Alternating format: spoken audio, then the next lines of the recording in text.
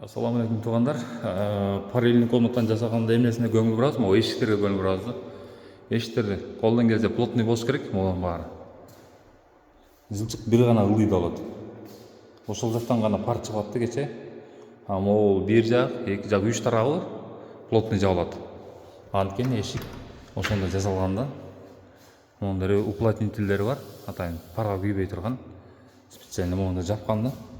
Эшик жапканда могу плотный жабылат. Ошондо пар жылчыксыз болду.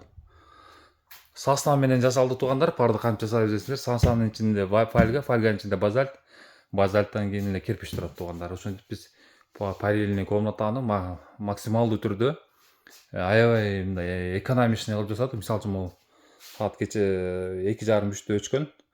Ошол кезден бери турат өчүп, азыр саат эртең мененки 9'дон өтүп калды. Бирок дали болсо парга түшүүгө мүмкүн да, жана 53 градус тегерегинде тугандар.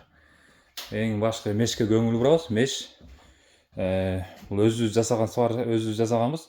Биздин Гефес команданын балдары жасаган.